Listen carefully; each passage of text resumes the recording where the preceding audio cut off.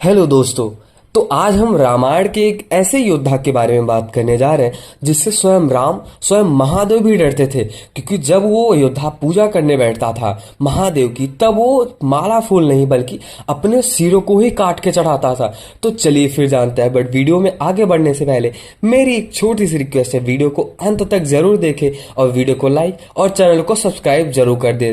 तो रामायण का वो एक ही योद्धा था जिसका नाम है रावण। आपने रावण के बारे में तो सुना ही होगा। तो चलिए रावण के बारे में जानते हैं। आखिर रावण कितना शक्तिशाली था और कौन से अस्त्र शस्त्र थे उसके पास, कितने वरदान प्राप्त थे, कितने युद्ध लड़े उसने, और इतना शक्ति होने के बावजूद भी श्री रामचंद्र जी से कैसे पराजित हो गया, क्या था रहस्य। चलिए ये सारे रहस्य को जानते हैं, बट वीडियो में अंत तक जरूर बने रहे। तो सबसे पहला ये है कि रावण को ऐसे कौन से वरदान प्राप्त थे कि इतना शक्तिशाली और इतना महान बन गया।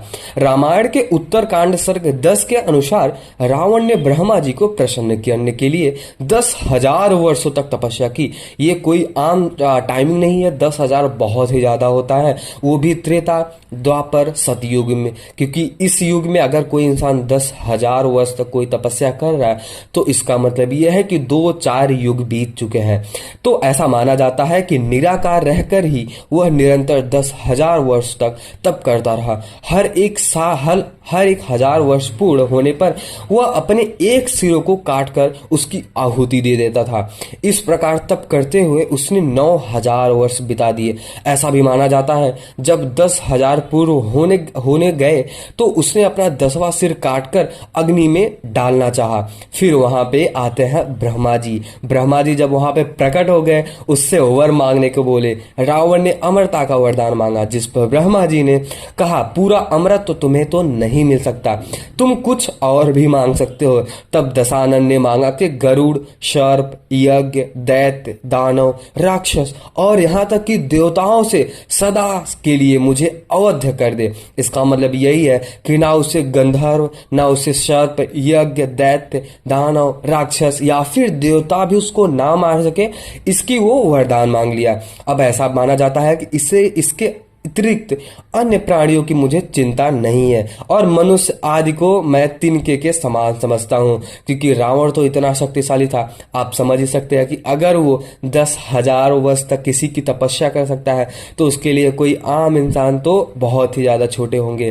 तो ऐसा माना जाता है कि ब्रह्मा जी ने वहां पे रावण को ऐसा बोल दिया, तथास्तु, ऐसा ही हो। दशानन से कहा मैं तेरे ऊपर बहुत ही ज्यादा प्रसन्न हूं, अतः मैं अपनी ओर से तुझे एक और वर देता हूं। क्योंकि वहां पे ब्रह्मा जी बहुत ही ज्यादा प्रसन्न हो चुके हैं। क्योंकि आप यही सोचो कि अगर कोई भी इंसान 10,000 वर्ष तक तपस्या कर रहा है तो कोई वो आम इंसान तो है नहीं, वो महान योद्धा ही होगा जो 10,000 वर्ष तक बैठ सकता है।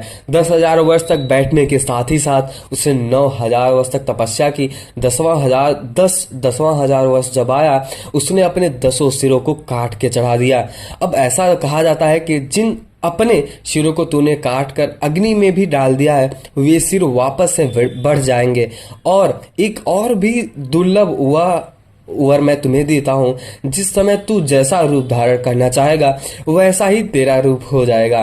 तो ये रही वरदान के बारे में जिसने ब्रह्मा जी को प्रसन्न कर दिया, और स्वयं ब्रह्मा जी ने भी उसको ऐसा वर दिया कि सोचो अमर के ही बराबर है। तो चलिए दूसरा पॉइंट्स को हम जानते हैं कि रावण को ऐसे कौन से श्राप मिले थे जिससे वो श्री रामचंद्र जी से हार गया या फिर पराजित हो गया, यहाँ तक कि उसकी मृत्यु भी हो गई।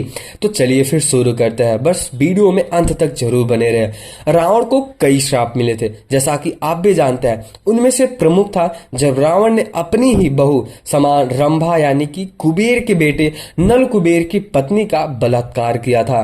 तब नल कुबेर ने उसे श्राप दिया था कि यदि दशानन ने भविष्य में किसी महिला की इच्छा के विरुद्ध उसके साथ जबरदस्ती करने का साहस करेगा उसका सिर 7 टुकड़ों में फट जाएगा। इसके अतिरिक्त उन्हें देव वेदवती, नंदीकेश्वर, नारद, वशिष्ठ, गुरु वशिष्ठ, अग्नि, बृहस्पति आदि औरों से भी कई श्राप मिले थे।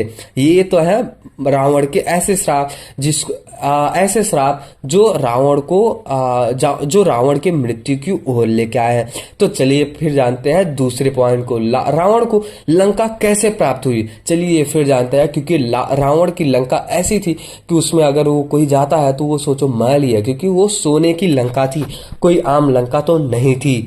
रामायण में कहा जाता है, उत्तरकांड सर्ग 11 के अनुसार रावण ने प्रहस्त को दूत बनाकर कुबेर के पास भेजा था और उससे कहा कि कुबेर से कहना कि यह लंकापुरी महाबलवान राक्षसों की है और तुम्हारा इसमें रहना उचित नहीं है।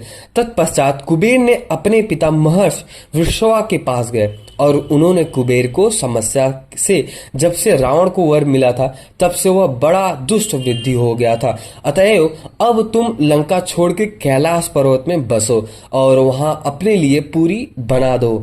तो कुबेर के बिना किसी विरोध के लंका रावण को ही सौंप दिया। तो ऐसा माना जाता है कि लंका रावण को ऐसे ही नहीं मिली, वो उन्होंने मतलब रावण ने जबरदस्ती कुबेर से ले लिया, ऐसा कहा जाता है। तो चलिए फिर जानते हैं कि रावण के पास ऐसे कौन से अस्त्र और शस्त्र थे जिससे वो प्रभु श्री राम को भी एक बार धोखे में डाल दिया था, यहाँ तक कि बहुत सारे ऐसे योद्धाओं को भी हरा दिया था। कहा जाता है कि उस टाइम का तीनों लोग का सबसे महान योद्धा माना जाता है। तो चलिए फिर शुरू करते हैं कि रावण के पास ऐसे कौन से अस्त्र और शस्त्र थे जिससे वो कभी भी पराजित नहीं होता था।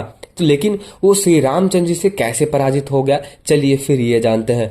रावण के अस्त्रों शस्त्रों की बात करें तो वह हर प्रकार के युद्ध करने में निपुण था, जैसा कि आपको भी पता ही होगा, जिसका वर्णन हम आगे कर देंगे। धनुष, खड्ग, भाला तथा गदा चलाने में उसे महारत प्राप्त थी। ऐसा भी कहा जाता है कि वो अपने आप में ही एक शस्त्र था, उसमें असीम शारीरिक बल थी। और ऐसा भी कहा जाता है जो कवच वह धारण करता था उसे कोई भी अस्त्र भेद नहीं पाता था, सिवाय एक अस्त्र से जिसे श्री राम ने अंत में चलाया था। उसके पास वरुणास्त्र, अज्ञास्त्र, असुरास्त्र, माया अस्त्र, सौरास्त्र, गंधर्वास्त्र, नारायणास्त्र, ब्रह्मा जी की एक दिव्य भाला तथा महर्षि वाल्मीकि रामायण के क्रिटिकल एडिशन के अनुसार उसके पास पाशुपतास्त्र अस्त्र भी था। ऐसा माना जाता है कि इसके अतिरिक्त वह इंद्रजीत की तरह कई मायावी शक्तियां को भी ज्ञात करता था। उसके पास इतनी शक्तियां होने के बावजूद भी उसके पास माया रहित भी ऐसे कुछ शक्तियां थी जिससे वो कभी भी अपना शरीर, अपना मन, अपना बुद्धि, अपना बल और यहाँ तक कि अपने शारीरिक बाहुबल को भी बदल सकता था। अब आगे हम ये जानते हैं कि रावण की दिग्विजय और उसके द्वारा लड़े गए युद्ध के बारे में। अब सबसे पहले तो ये आता है कि रावण और कुबेर का युद्ध। तो चलिए फिर जानते हैं। रावण ने सबसे पहला युद्ध अपने ही भाई कुबेर के विरुद्ध ही लड़ा था। लंकापति अपने साथ एक बड़ी राक्षसी सेना लेकर कुबेर पर विजय पाने के लिए कैलाश पर्वत पर पहुंच गया। ऐसा कहा जाता है कि वहां उसके शक्तिशाली राक्षसों ने कुबेर की यक्ष सेना को पराजित कर दिया। ऐसा भी कहा जाता है कि उसके उपरांत दशानन ने कुबेर के शक्तिशाली द्वारपाल सूर्य भानु नामक यक्ष को पराजित कर दिया। फिर उसने कुबेर पर हमला कर दिया और वहां उसके कुबेर के साथ भीषण युद्ध हुआ। दोनों में एक दूसरे पर कई दिव्यास्त्र चलाए, परंतु कुछ ही समय में राक्षसराज के पराक्रम को देख कर कुबेर पीछे हट गए और ऐसा कहा जाता है कि और उसने तब कुबेर से उसका पुष्पक विमान भी छीन लिया। आपको भी पता ही होगा, जब रावण कहीं भी जाता था, एक राज्य से दूसरे राज्य या फिर एक देश से दूसरे देश, वो कुबेर की ही ऐसा वो पुष्पक विमान था जिसके थ्रू वो बैठ कर जाता था। दूसरा सबसे महान युद्ध था जब उसने मतलब रावण ने स्वयं महादेव को ही चुनौती दे दी कि अभी मुझे आपको प्रसन्न करना है। तो चलिए फिर इसके बारे में जानते हैं।